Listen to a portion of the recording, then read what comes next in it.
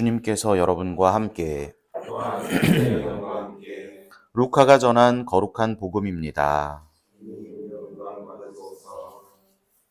그때에 세리들과 죄인들이 예수님의 말씀을 들으려고 가까이 모여들고 있었다. 그러자 바리사이들과 율법학자들이 저 사람은 죄인들을 받아들이고 또 그들과 함께 음식을 먹는군 하고 투덜거렸다. 예수님께서 그들에게 이 비유를 말씀하셨다. 너희 가운데 어떤 사람이 양 100마리를 가지고 있었는데 그 가운데에서 한 마리를 잃으면 99마리를 광야에 놓아둔 채 잃은 양을 찾을 때까지 뒤쫓아가지 않느냐? 그러다가 양을 찾으면 기뻐하며 어깨에 메고 집으로 가서 친구들과 이웃들을 불러 나와 함께 기뻐해 주십시오. 잃었던 내 양을 찾았습니다 하고 말한다. 내가 너희에게 말한다. 이와 같이 하늘에서는 회개할 필요가 없는 의인 99보다 회개하는 죄인 한 사람 때문에 더 기뻐할 것이다. 또 어떤 부인이 은전 10잎을 가지고 있었는데 한 잎을 잃으면 등불을 켜고 집 안을 쓸며 그것을 찾을 때까지 샅샅이 뒤지지 않느냐.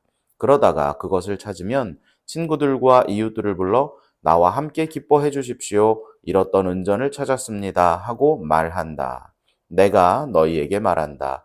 이와 같이 회개하는 죄인 한 사람 때문에 하느님의 천사들이 기뻐한다. 주님의 말씀입니다.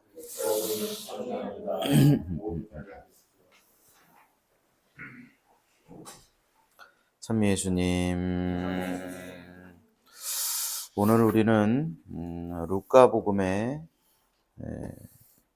어떻게 보면 절정이라 그럴까요? 루카복음의 아주 감동적인 부분, 루카복음을 대표하는 사랑이 넘치는 복음, 루카복음 15장을 함께 살펴보았습니다. 루카복음 15장에서는 잃어버린 양, 잃어버린 은전, 잃어버린 아들, 그 세 명을 찾는 장면이 나옵니다. 사실은 말하자면 아주 얘기가 긴데요. 복음 말씀에 여러분 이 납득이 되십니까? 이게 잃어버린 양을 찾고 기뻐한다? 제가 다른 데서도 말씀드린 적이 있는데 잃어버린 양을 찾고 짧게 말씀드리면 잃어버린 양을 찾고 기뻐한다는 건 거짓말이에요. 잃어버린 양을 찾으면 어떡하게요? 혼내요. 너 나가, 너 아주. 그리고 잃어버린 양 찾으러 가면 어떻게 돼요? 99마리 양 다 도망가요.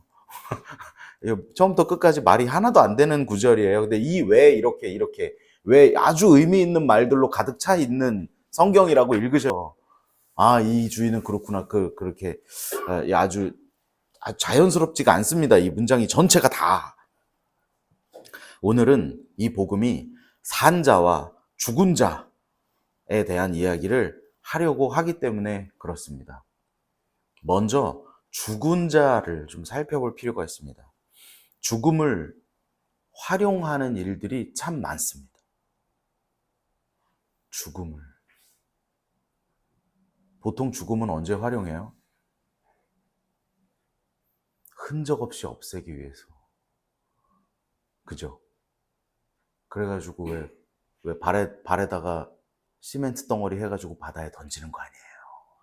그러면 깨끗하게 사라지잖아요. 저도 영화에서 본 거예요. 실제로 그런 거. 여러분들 잘 아시죠? 죽음을 언제 이용하는가 하는 것들을 한번 생각해 보시면 좋겠어요. 먼저 두려울 때 사용하는 것 같습니다. 두려울 때. 그 사람이 두려우면, 그 사람 입을 막아야 되거나 그 사람 두려우면. 이집트로 이주하게 된 이스라엘 사람들의 수가 늘어나자 이집트 사람들은 두려움이 생기기 시작했습니다. 그들의 확산을 막기 위해서 남자아이가 태어나면 다 죽여버리고 여자아이는 살려뒀어요. 그때 모세가 태어난 거잖아요. 그래서 왜 이렇게, 그죠? 강물. 왜 죽였다고요? 무서우니까. 죽여버려. 똑같은 일이 예수님 태어나실 때도 일어납니다. 동방박사 세 사람, 이스라엘의 왕으로 나신 분이 어디 계십니까? 헤로데 왕이 우리 집에 나오는 애 없는데? 그러니까 어디냐 하니까 저 박사들이 별이 이제 베들레헴입니다. 그러니까 헤로데 왕이 그러잖아요. 가서 경배를 드리고 꼭 나한테 와서 얘기해 주시오. 나도 가서 경배하겠어. 뭘 갖고 가서 경배할까요? 뭘 챙겨가지고 가서 경배할까? 헤로데 왕은 기필코 죽여야죠. 이스라엘의 왕으로 나셨다는데. 그런데 동방 박사들이 경배를 하고 돌아온 게 아니라 천사의 말씀을 듣고 가버리잖아요. 그러니까 그 두려움의 크기가 얼마냐면 내가 꼭 죽여야 되는데 정보가 없으니까 그 일대에 있는 2살 이하의 남자아이들을 다 죽여버렸다는 거 아니에요. 12월 27일? 27일. 28일. 그날 그 죽은 아이들 축일이잖아요. 그날이. 두려울 때 살인을 저지르고.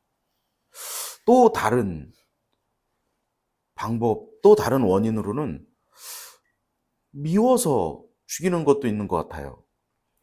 동생 아벨의 제물은 받아들여지고 자신의 제물은 받아들여지지 않자 카인은 아벨을 죽여버려요.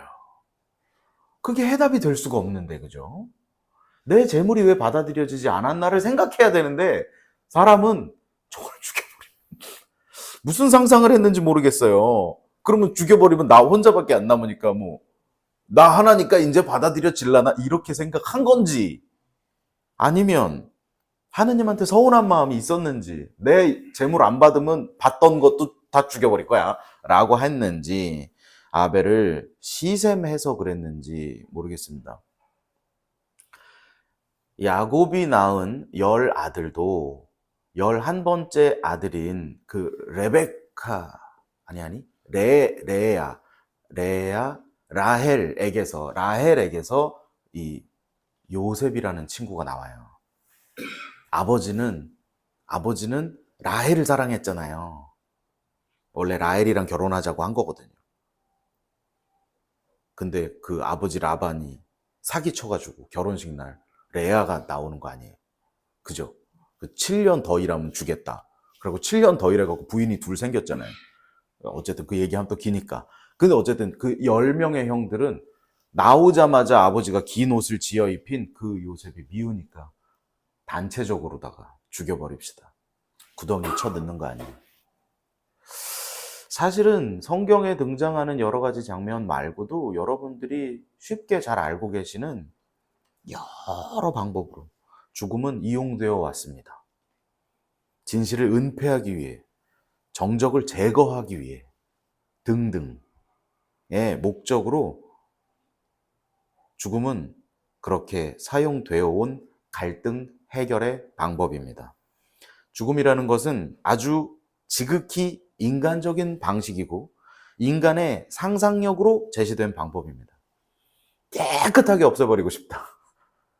없앨 수 있을 거야. 죽음이라면 깨끗하게 없애버릴 수 있을 거야 라고 사람은 상상하고 실천하지만 실상 결과는 행동한 그 사람만 죽음의 노예가 될 뿐 해결되는 일이 하나도 없습니다. 어떻게든지 그게 다시 나 살아나갖고 내 목을 조이기 시작하는 거예요. 오늘 99마리 양도 길 잃은 1마리 양을 미워했을 수도 있을 것 같습니다. 저놈만 없으면 우리가 완전해질 텐데. 우리 99마리에게 올 사랑을 저 1마리가 독차지하고 있네 라는 생각을 했을 수도 있을 것 같습니다. 그 생각은 집단적으로 목자에게 서운함으로 표출됐을 수도 있을 것 같습니다. 우리는 안 보입니까? 라고 표출했을 수도 있을 것 같아요. 또한 그 양을 도망가게 둔 그 자유에도 불만을 표출할 수 있을 것 같습니다. 묶어놓지 좀, 가둬놓지. 왜 자유를 줘가지고 저렇게 가가지고 왜 이 사단을 만들어? 라고 말할 수도 있을 것 같습니다. 누군가는 그렇게 어둠 속에 앉아 타인에 대해 선과 악을 심판하며 판단하고 질타하고 심판하고 있을 때 오늘 복음은 어둠에서 빛으로 옮겨진 영혼과 빛 속에 머물며 그 안에 살아가는 이들을 등장시킵니다. 어둠이라고 하는 것은 하나도 찾아볼 수가 없습니다. 양을 찾는 대목에서. 잃어버렸다? 목자가 갔다? 기뻐했다? 그 49마리 양도 서운했다는 얘기가 한마디도 없어요. 기뻐했다. 함께 기뻐했다. 은전을 찾았다. 기뻐했다. 사람들도 함께 기뻐했다. 라는 기쁨만 얘기하잖아요. 어떻게 기쁨만 얘기할 수 있는가에 우리가 궁금증을 가져봐야 하겠습니다. 오늘 복음은 죽은 자를 묘사하고 있지 않습니다. 복음에 등장하는 목자와 양 모두 산 자를 묘사하고 있습니다. 목자는 길 잃은 양을 찾고도 한마디 질책을 하지 않은 채 그를 안고 기뻐합니다. 자신의 양떼를 지극히 사랑하는 마음으로 그에게 자유의지를 주었고 그가 그 자유의지를 발동하여 죄의 굴레에 쌓여 고통스러워할 때 그 옆에 같이 있었고 그가 돌아설 때 기쁨으로 그 양을 안아주었습니다. 목자가 지극히 사랑하는 마음만 묘사하고 있어요. 실제로 우리를 사랑하는 하느님의 마음이 그런 마음이겠지요. 따뜻한 사랑으로 다시금 초대된 그 기쁨을 목자는 누리고 있습니다. 그 깊은 사랑을 체험한 99마리 양 또한 목자의 사랑 안에 있습니다. 99마리 양은 산자입니다. 하느님의 사랑을 이미 체험한 자입니다. 그 완성 안에 있는 자입니다. 그렇기 때문에 그들은 나에게 올 사랑이 저쪽으로 뺏겼다고 시샘하거나 분노하는 것이 아니라 그 길 잃은 양이 우리의 대열에 함께 했다. 빛으로 돌아섰다. 기쁨으로 돌아왔다라고 하는 걸 함께 기뻐할 수 있는 양들입니다. 여러분이 죽도록 미워하는 사람을 주님께서 사랑하신다면 여러분은 어떤 마음이 드시겠습니까? 내가 하는 일은 죽도록 안 되는데 내가 미워하는 사람이 승승장구하는 것 같으면 여러분은 어떤 마음이 드시겠습니까? 오늘 독서의 로마서는 이렇게 이야기합니다. 그대는 왜 그대의 형제들을 심판합니까? 그대가 누구라서 그대의 형제들을 심판합니까? 죽음의 질서에 우리 스스로를 맡기는 것이 아니라 하느님의 질서, 어둠에서 빛으로, 심판에서 기쁨으로 우리를 초대하시는 루카복음의 이 아름다운 말씀 우리 마음 안에 깊이 새기고 우리도 빛 속으로 초대하시는 주님의 부르심에 기쁜 마음으로 응답하는 우리 모두가 되기를 함께 기도합니다. 아멘.